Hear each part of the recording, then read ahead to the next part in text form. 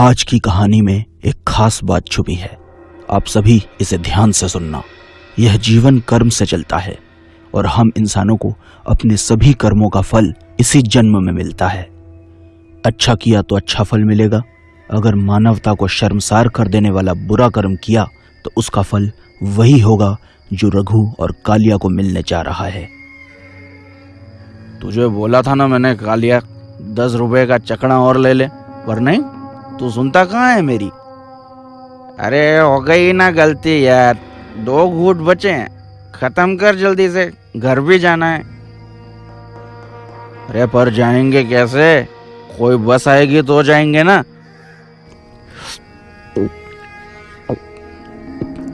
ये ले, ये तो खत्म हो गई। क्या सुर में आवाज आई है।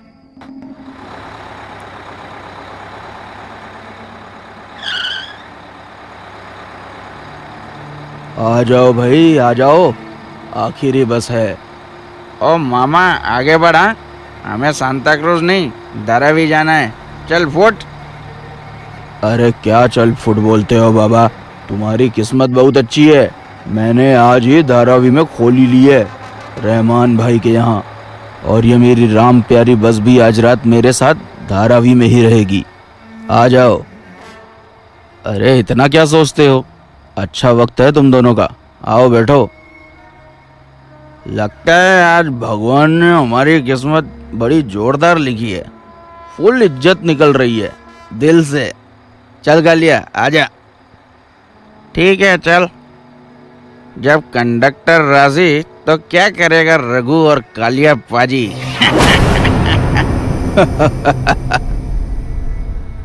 रात के 1 बजे अपने इलाके की बस मिल जाना रघु और कालिया को किस्मत की बात लग रही थी, लेकिन वो नहीं जानते थे कि वो बस और कंडक्टर उनके लिए न्याय का वो दंड लेकर आए हैं जो कभी भी उन पर कहर बनकर टूट पड़ेगा। दंड भी विचित्र और दंड देने वाले भी सोच से परे। अबे ऐसा क्या देख रहा है, टिकट फाड़ना चाहता है हमारी? अगर खुद को फटे हाल देखना चाहता है तो कोशिश करके देख ले। तुम्हारी तो परमानेंट टिकट कट चुकी है, अब तुम्हें किसी टिकट की जरूरत नहीं। अरे मेरा मतलब है कि हम सब तो अब एक ही इलाके के हैं, तो अब तो तुम दोनों स्टाफ के हो है ना, और स्टाफ का टिकट कहाँ कोई काटता है। अच्छा, जो तूने पूरी बात जल्दी समझा दी, वरना ये रामपुरी घुसता तेरे पेट में, निकलता सीना फाड़ के। ठीक वैसे ही ना, जैसे आज से 10 साल पहले तुमने एक मासूम बच्ची के साथ दुष्कर्म करके उसे मारा था, जब ये बस एक्सल टूटने की वजह से आर्य कॉलोनी में खड़ी थी।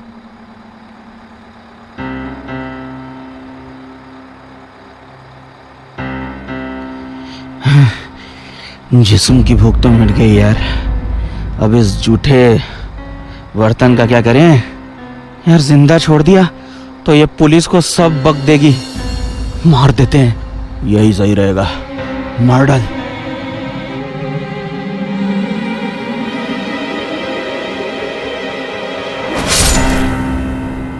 उस वक्त मैं भी इसी बस में था, मैंने सब देखा था, लेकिन कुछ भी कहने से डर गया था। ऊपर से उस लड़की का खून, मैंने यह बात किसी को नहीं बताई, लेकिन क्या? ये बात सीने में दबा देने से मैं बेचैन हो गया। जैसे जैसे दिन गुजरते जा रहे थे, मेरा जीना मुश्किल हो रहा था, और दिन कुछ न कर पाने की गिल्ट के चलते मैंने इस बस में आत्महत्या कर ली। बस उसी दिन से मैं, ये बस और वो लड़की तुम्हारा इसी बस स्टॉप पर इंतजार कर रहे थे जहां से तुमने उसे उठाया था। भगवान का लाख लाख शुक्र है, आज वो इंतजार खत्म हुआ।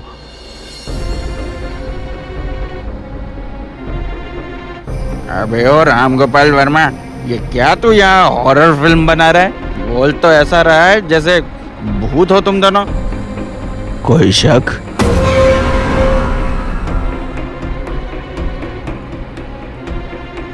देखो देखो भूत काका, हमें छोड़ दो, हमको मत मारो, हमसे गलती हो गई, आगे से ऐसा नहीं होगा। भविष्य में तुम क्या गलती करोगे, ये सजा उसकी नहीं है, ये सजा उस कर्म का फल है जो तुम कर चुके हो।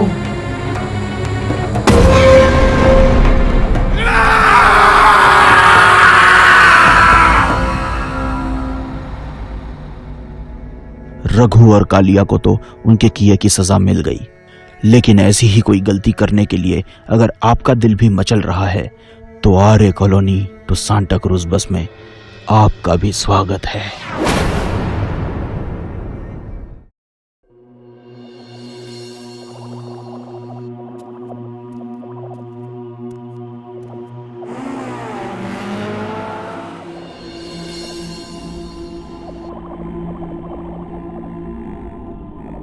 आकाश अपने कंपनी का सबसे तेज और एक्सपीरियंस प्रोजेक्ट मैनेजर रोज की तरह अपने काम में लगा है, लेकिन आज का दिन जरा खास है। आज उसके फोन की घंटी बस बार बार बज ही रही है। क्यों दोस्त आकाश, आज का क्या प्रोग्राम है? कैसा प्रोग्राम दोस्त? सामने काम है इतना, घर भी जा पाऊंगा या नहीं पता नहीं।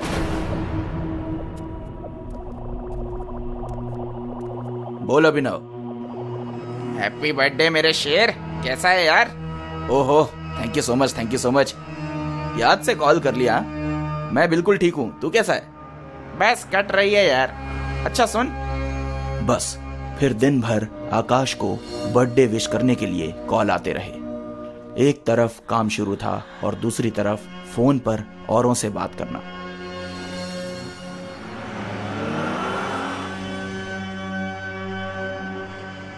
थका हारा आकाश अब काम खत्म करके अपने घर के लिए निकल रहा है। करीबन 11 बज रहे थे और रास्ते पर काफी सन्नाटा था।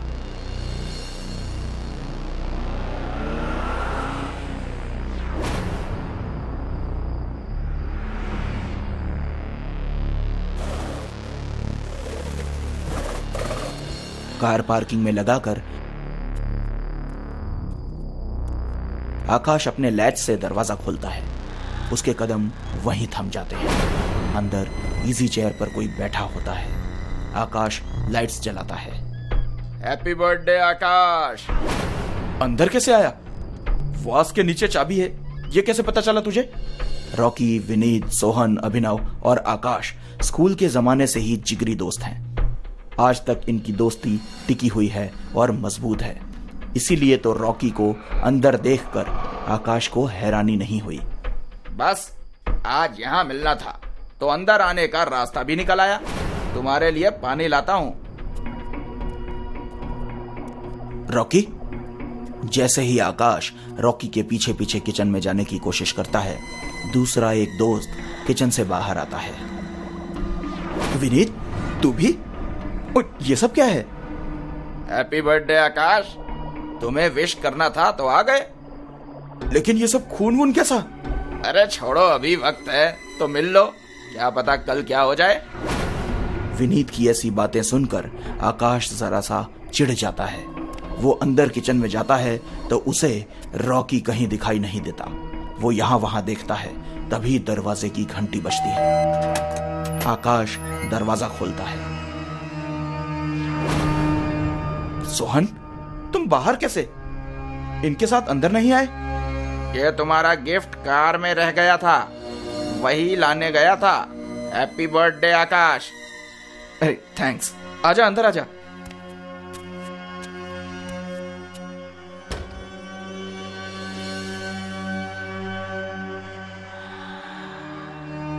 ये लाल कलर कहां से ले आए इतनी रात को? देखो, अब मजाक बहुत हो गया। आए हो तो पार्टी वार्टी करते हैं, हंसते हैं। बस करो अब ये सब नाटक। नाटक कैसा दोस्त? हम नहीं रुक सकते, हमें जाना होगा। तुमसे मिले, विश किया, अब चलने का समय आ गया है। अरे ये रॉकी कहां गया?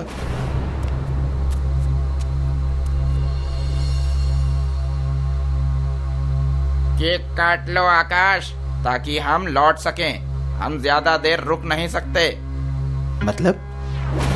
हमें ज्यादा रुकने की इजाजत नहीं है। रॉकी, विनीत और सोहन की इन बातों से पहले तो आकाश की हंसी निकलती है, लेकिन जैसे जैसे उन चारों की बातें आगे बढ़ती हैं तो आकाश के चेहरे पर गुस्सा छलकने लगता है। इतने में कैंडल्स लाने विनीत किचन में जाता है। तब आकाश को फर्श पर उसके पैरों के ऐसे निशान दिखते हैं मानो वो किसी के बहते हुए खून के ऊपर चलकर आया हो। ये देखकर आकाश का गुस्सा बढ़ जाता है। देखो, अब बहुत हो गया, जल्दी से अपना ये नाटक बंद करो और हमेशा की तरह बात करो। अब हमेशा की तरह बातें कभी हो नहीं पाएंगी आकाश। आओ, केक काट लो, हमें निकलना है। बस हुआ। अभिनव का फोन आया था मुझे सुबह। उसने बताया कि तुम लोगों ने आज ये घोस्ट प्रैंक करने का प्लान किया है, तो अब ये सब करके कोई फायदा नहीं है। चलो, पहले तो अपना मुंह और ये शर्ट्स वगैरह धोकर आओ, केक काटेंगे। ये कहकर आकाश हंसने लगता है, लेकिन बाकी तीनों के चेहरे से मानो हंसी गायब ही है। सोहन कहकर कि पहले केक काट लो, फिर बात करेंगे। आकाश अंधेरे में ही कैंडल्स बुझाकर केक काटता है। हैप्पी बर्थडे टू यू का तीनों का गाया हुआ सॉन्ग उसे सुनाई देने लगता है। Happy birthday to you, happy birthday to you. इतने में उसके फोन की घंटी बजती है और फोन उठाता है। बोल अभिनव। हाँ, तू कहाँ है? नहीं आया मतलब? क्या हुआ? अरे ये तीनों तो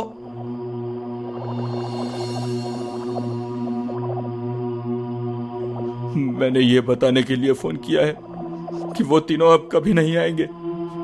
तुम्हारे घर से थोड़ी दूर ही उनका कार में एक्सीडेंट हो गया।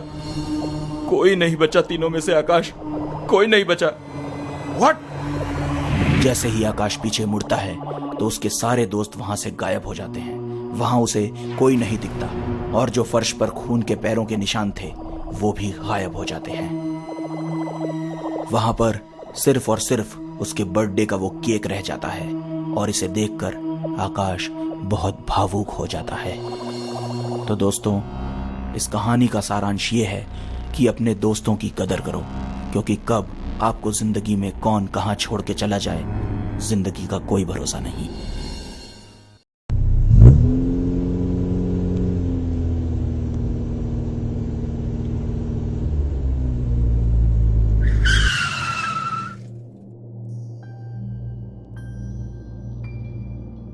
भाई, ये आपके पैसे। Thank you. पापा, अब श्योर है ना कि शिमला की बस यहीं से मिलेगी? हाँ बेटा, 100% श्योर हूँ। मैंने सब कुछ अच्छे से पता किया है। बस का क्या टाइम है? अभी बजे हैं 9:10 तक तो आ जानी चाहिए। 10 मिनट तो लग ही जाएगी। चलो उधर बैठते हैं।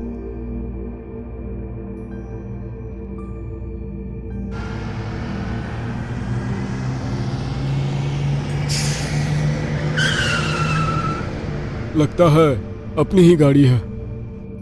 ओ चाचा, गाड़ी शिमला जा रही है। आपको कहाँ जाना है? हमें भी शिमला ही जाना है बेटा। तो फिर आइए बस के अंदर। सीट तो खाली है ना? अरे चाचा, खास आपके लिए आज पूरी बस खाली रख दी है। 500 दीजिए, टिकट लीजिए और जहाँ मन चाहे वहाँ पसार जाइए। ये लो भाई पैसे।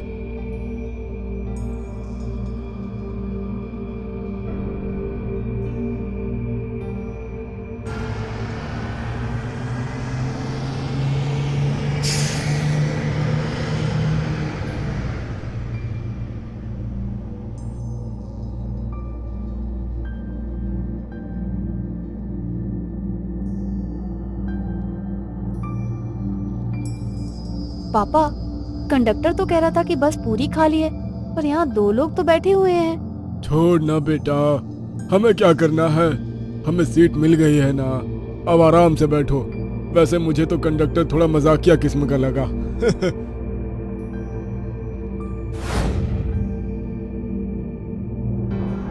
तू फिर से भूतिया किताब पढ़ने लगी। कभी अच्छी किताबें भी पढ़ लिया कर बेटा। ये भी अच्छी किताब है पापा।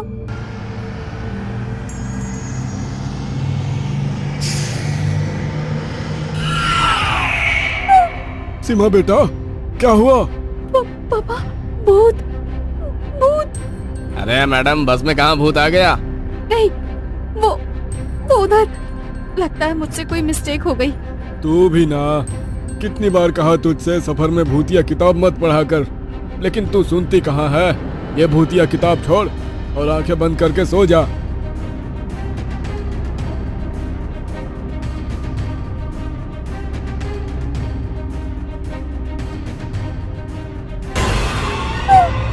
भूत भूत अब क्या हुआ? पापा, भूत भूत। कहाँ है भूत? पापा, ये दोनों इंसान नहीं है, भूत है। मैंने अभी देखा, इनकी आंखें नहीं थी पापा। ये क्या बहकी बहकी बातें कर रही है तू बेटा? अच्छे खासे तो दिख रहे हैं ये लोग। तू अब चुपचाप सो जा, कुछ मत बोल। उम्र मेरी हो रही है, सठिया तू गई है। पर पापा। पर वार कुछ नहीं, ये किताब मुझे दे। अब सो जा। चाचा, अब बाप बेटी का भूत भूत वाला खेल हो गया हो तो आराम से पसर जाओ। सुबह तक शिमला पहुंचा देंगे आपको, लेकिन अब एक बार भी भूत कहकर कोई भी बोला तो उसी समय नीचे उतार दूंगा। भाई साहब, मेरी बेटी ने आप लोगों को भूत कहा, उसके लिए सॉरी। प्लीज बुरा मत मानिएगा। इसमें बुरा मानने वाली कोई बात नहीं, उसने सच ही कहा है। आप भी अच्छा मजाक कर लेते हैं। I like it. हंसी मजाक होते रहने से सफर आराम से कट जाता है। एकदम सही कहा आपने भाई साहब।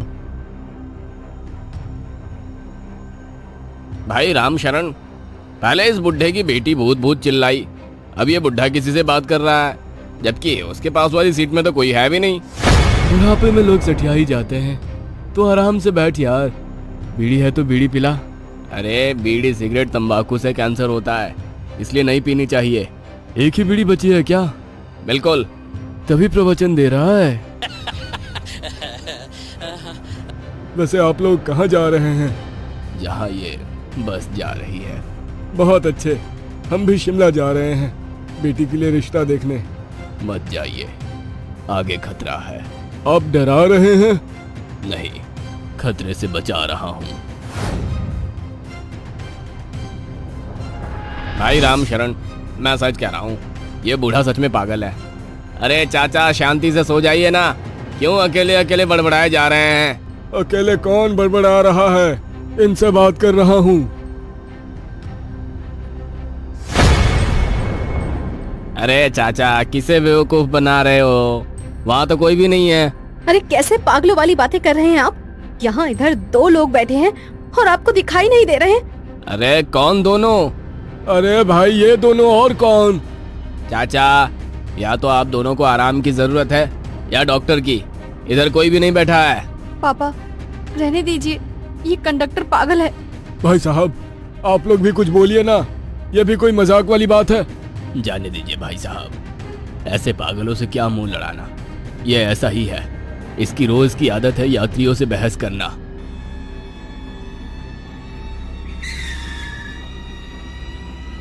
अबे, अब तुझे क्या हुआ? बस क्यों रोक दी? लुटेरे आ गए दीपू। लुटेरे?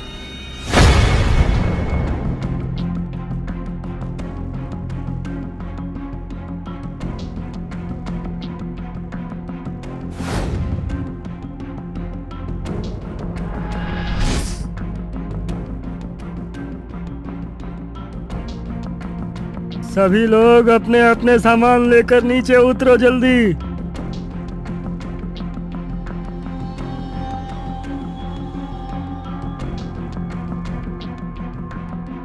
क्या रे, आज बस 2 सवारियां? क्या करे बाबूजी, आजकल लोग अपनी गाड़ी से ज्यादा आते जाते हैं, इसलिए अंधेरा चढ़ने के बाद सवारियां कम ही मिलती हैं आजकल। ये तो सरकार की हिम्मत है जो पब्लिक के लिए अभी भी गाड़ी चला रही है। लेकिन अब इन 2 लोगों के पास क्या मिलेगा? अरे, ये क्या 2-2 की रट लगाए बैठे हैं आप लोग? तो कहाँ, 4 है ना हम लोग तो। तू सही कह रहा था, ये दोनों बाप बेटी जरूर किसी पागल खाने से छुटकर आए हैं। एक और लुटेरे, दूसरी और पागल। जान बचा ले भगवान। ओ हो, लगता है तुम सब 2 यात्री हैं बोलकर डराना चाहते हो। कोई YouTube का वीडियो बना रहे हो ना तुम लोग? बकरा बनाया, मुर्गा बनाया टाइप, हैं? अबे वाह बुड्ढे, हमारे पास इतना टाइम नहीं होता कि मस्ती मजाक करें। हम काम काजी लोग हैं, इसलिए 2 को 2 4 बोल के आगे बढ़ जाते हैं। पर ये लोग बॉस, ये लोग 4 बोल सकते हैं। 2 ये, 2 ये, 2 दूनी 4।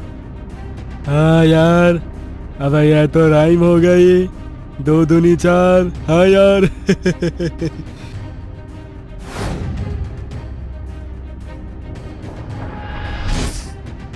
क्या बात है, तुझे देखकर लगता है तेरी उम्र शादी की हो गई है। हे, खबरदार जो मेरी बेटी के लिए कुछ भी अपशब्द यूज किए तो। अबे मैं तो इसके साथ सुहागरात मनाने की सोच रहा हूँ और तू शब्दों पर ही अटका है। चल हट। पापा। पापा नहीं, सैया बोल, सैया। अब तू मेरी गोद में खेलेगी मेरी जंगली जवानी। प्लीज मेरी बच्ची को बचा लीजिए, मदद कीजिए इसकी। इसे कुछ हो गया तो मैं भी मर जाऊंगा, प्लीज बचा लीजिए इसे। आप चिंता मत कीजिए श्यामलाल जी, आपकी बेटी को कुछ नहीं होगा। लगा ले जितनी गुहार लगानी है तुझे बुड्ढे।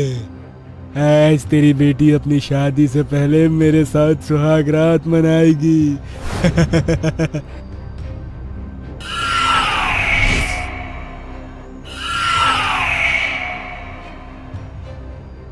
ये क्या हो रहा है मेरे साथ? मैं अपना हाथ क्यों नहीं हिला पा रहा हूँ? दीपू, ये सब क्या हो रहा है भाई? अरे भाई, मेरी खोपड़ी के भी धुएं तुम्हारी खोपड़ी जैसे निकल रहे हैं। मैं क्या बताऊं कि ये सब क्या हो रहा है। बुड्ढे, तू ही कर रहा है ना ये सब? तू जादूगर है, जादू कर रहा है ना तू मेरे साथ? तूने पकड़ा है ना मेरे हाथ? मैं नहीं कर रहा ये सब, बल्कि वो कर रहे हैं जो तुम्हें नहीं दिख रहे हैं। कौन नहीं दिख रहे हैं?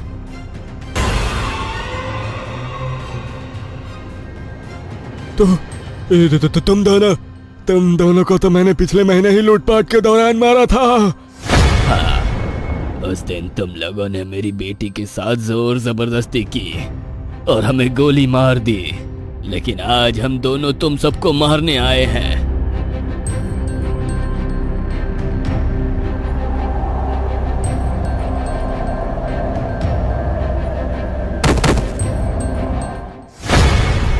मेरी बेटी को बचाने के लिए आप दोनों का बहुत बहुत धन्यवाद। ठीक है श्यामलाल जी, अब हम चलते हैं। हमारा सफर यहीं तक था और तुम दोनों लोगों की मदद करना सीखो, क्योंकि तुम भी उस दिन बस में थे। अगर उस दिन तुम लोग मदद करते तो हम जिंदा होते। हमें माफ कर दीजिए, आगे से हम गलती नहीं करेंगे। हम आप दोनों की मुक्ति के लिए क्या कर सकते हैं? हमारी मुक्ति तो अब ऊपर वाला ही देखेगा। अब जब तक हम यहाँ पर हैं, शिमला के इस रूट पर किसी भी लड़की के साथ अत्याचार नहीं होगा।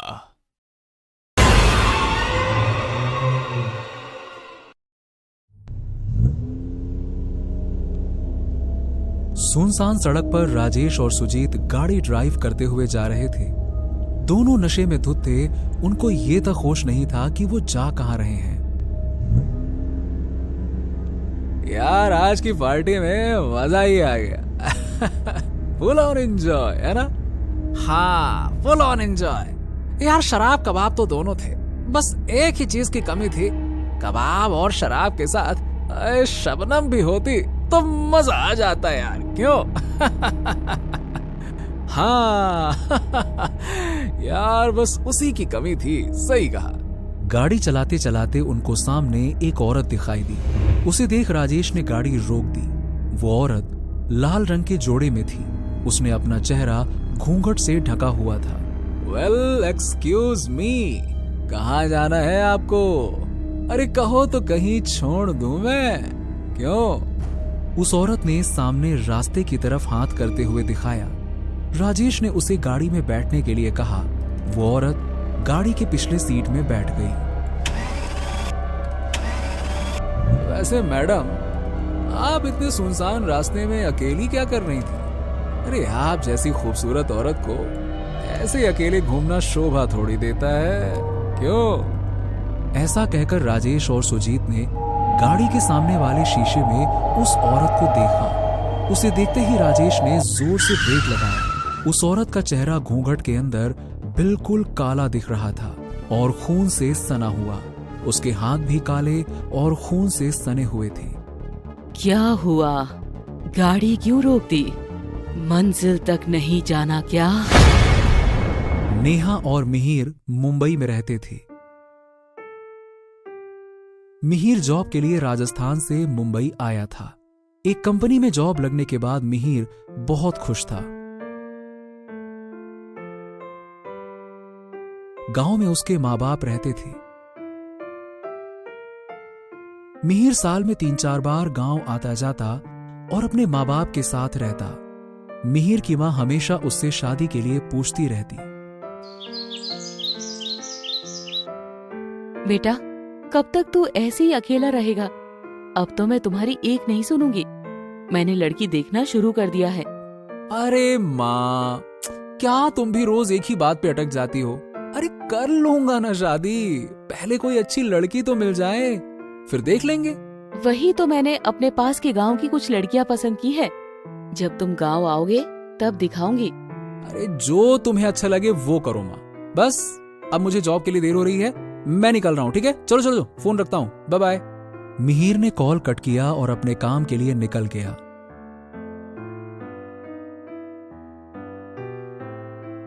ऑफिस पहुंचने के बाद उसने देखा कि एक नई लड़की ने जॉब ज्वाइन की है।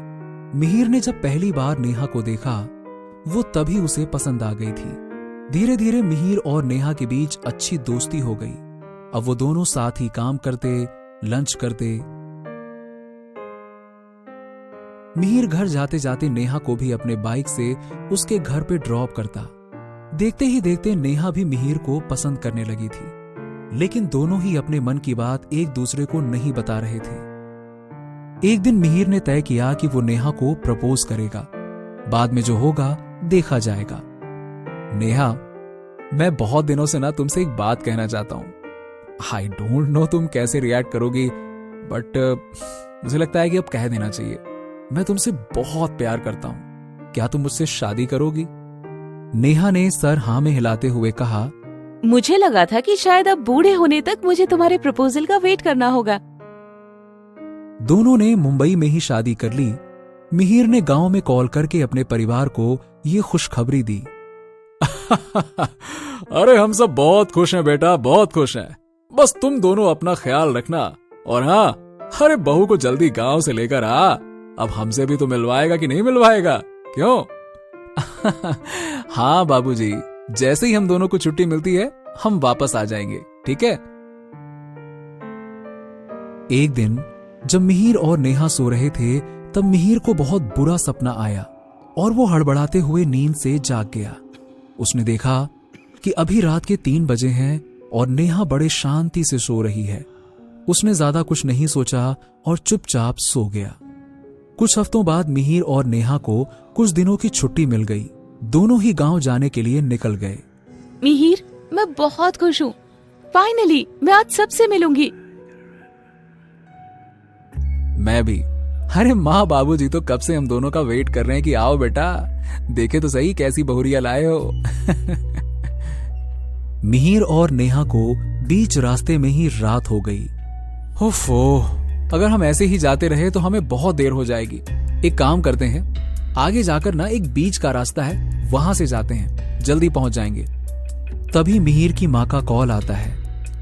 बेटा, तुम कहाँ हो दोनों? इतनी देर क्यों हो रही है? हेलो हेलो, हाँ माँ, हाँ हम बस पहुंच ही रहे हैं। अरे हेलो, मैं दुद्दू गांव के हाईवे पर हूँ।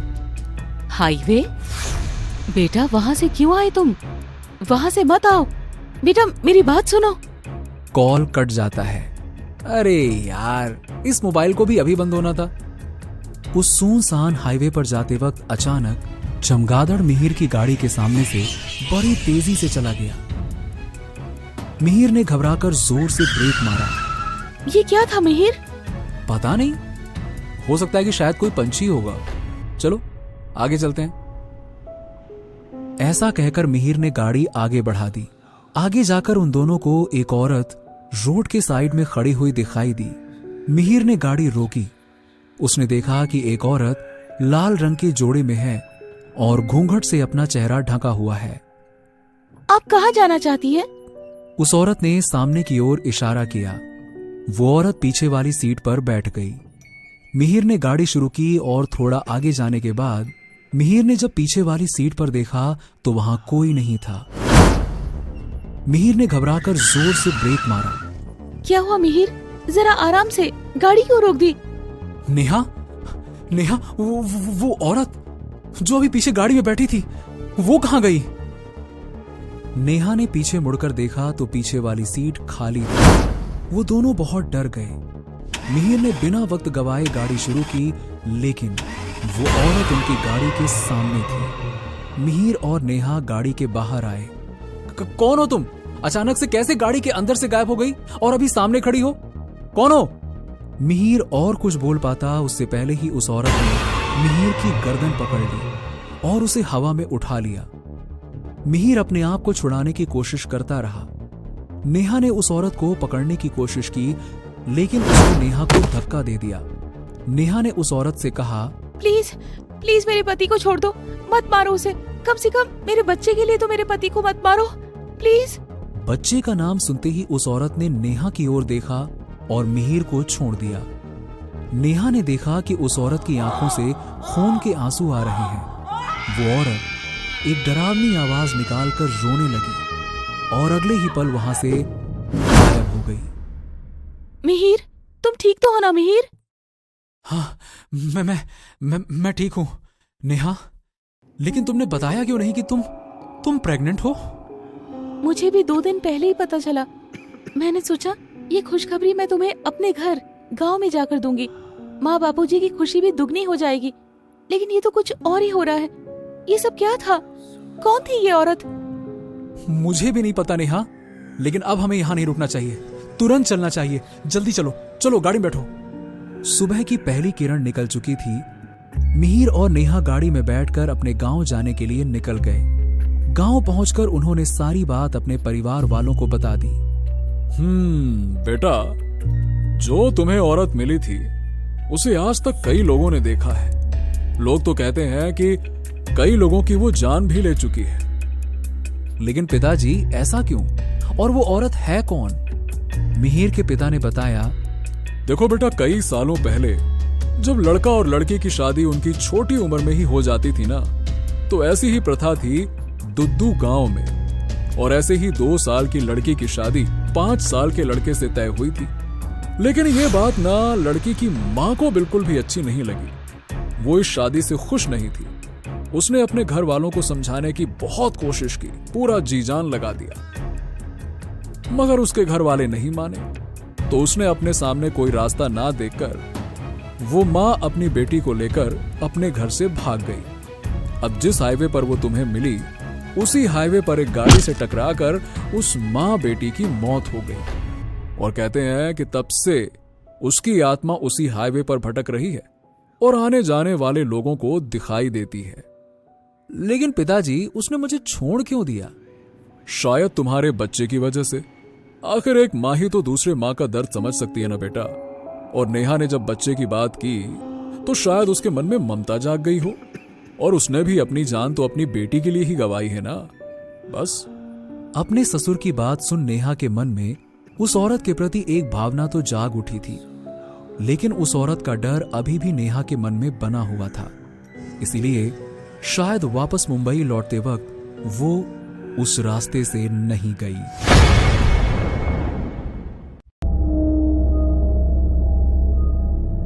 एक अंधेरा कमरा जिसमें अग्नि का एक हवन कुंड चल रहा था और जोर जोर से मंत्र उच्चारण की आवाज आ रही थी। रश्मि बेजान सी हवन कुंड के आगे बैठी थी। अपने आसपास जो हो रहा है वो सब कुछ समझ रही थी, लेकिन वो अपनी जगह से हिल भी नहीं पा रही थी, मानो उसका शरीर किसी और के कब्जे में हो। वो बस अपनी बेबस आंखों से सब कुछ होते हुए देख रही थी। उसके बगल में रश्मि का पति विवेक का शरीर पड़ा हुआ था। विवेक का शरीर धीरे धीरे काला पड़ता जा रहा था, मानो जैसे उसके शरीर में खून ही ना हो। मुंबई में रहने वाली रश्मि और उसका हस्बैंड विवेक कुछ दिनों के लिए अपने गांव राजस्थान जा रहे थे। विवेक, बहुत महीनों के बाद गांव जा रहे हैं ना? मैं तो बहुत खुश हूँ और बहुत एक्साइटेड भी हूँ सबसे मिलने के लिए।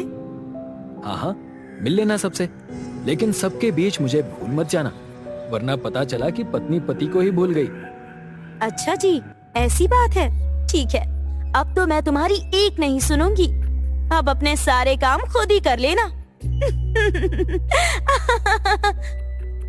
अरे नहीं नहीं, मैं तो मजाक कर रहा था। आपके बिना तो हमारा पन्ना भी नहीं हिलता। दोनों जोर जोर से हंसने लगे। अचानक से उनकी गाड़ी के सामने एक काली बिल्ली आ जाती है। विवेक जोर से ब्रेक लगाता है। तुम रुको, मैं देखता हूँ। विवेक गाड़ी से बाहर आया और गाड़ी के सामने चेक करने लगा, लेकिन उसकी गाड़ी के हेडलाइट पर कुछ खून के छींटे थे, पर आसपास उसे कहीं भी बिल्ली दिखाई नहीं दी। वो गाड़ी के पास गया और गाड़ी से पानी की बोतल निकाली और हेडलाइट पर लगे खून को साफ करने लगा। उसके बाद वो गाड़ी में आकर बैठ गया। क्या हुआ? सब ठीक है ना? हाँ हाँ, सब कुछ ठीक है, तुम टेंशन मत लो। लेकिन वो बिल्ली गाड़ी के सामने। विवेक ने रश्मि को कुछ ना बताना ही सही समझा। विवेक ने गाड़ी स्टार्ट की और आगे बढ़ने लगा। कुछ देर आगे जाते ही उन्हें एक बूढ़ा आदमी दिखाई दिया जो गाड़ी की तरफ हाथ दिखा रहा था। विवेक, देखो सामने कोई आदमी है, शायद उन्हें लिफ्ट चाहिए। हाँ हाँ, देखा मैंने। क्या हुआ दादाजी, कहाँ जाना है आपको? बेटा, बस यहीं पास में ही मेरा घर है। तुम्हें अगर कोई परेशानी ना हो तो क्या तुम मुझे घर तक छोड़ सकते हो? तुम्हारा मुझ पर बड़ा एहसान होगा। अरे एहसान कैसा, आप बैठ जाइए। बूढ़ा आदमी गाड़ी में बैठ गया। विवेक गाड़ी चलाने लगा और बूढ़े आदमी से बात करने लगा। वैसे दादाजी, इतनी रात को आप इस सुनसान जगह पर क्या कर रहे थे? मैं अपनी पत्नी की दवाई लेने गया था, लेकिन मुझे वापस आने में देर हो गई और मेरी बस छूट गई। बस इसीलिए पैदल चलते जा रहा था। सब बात कर ही रहे थे कि तभी रश्मि को ऐसा लगा जैसे उसने आईने में कोई भयानक चीज देख ली हो। वो जोर से चीखी। क्या हुआ रश्मि? वो आईने में। विवेक ने आईने में देखा तो उसे कुछ दिखाई नहीं दिया। वो रश्मि को समझाने लगा कि ये उसका वहम होगा। विवेक फिर से गाड़ी चलाने लगा। थोड़ी देर बाद वो एक हवेली के पास पहुंचे। वो हवेली बहुत पुरानी थी और खूबसूरत भी। बूढ़ा आदमी गाड़ी से उतरा और विवेक को थैंक्स बोलने लगा। तुम्हारा बहुत बहुत धन्यवाद बेटा। क्या तुम अंदर चलोगे? मुझे अच्छा लगेगा।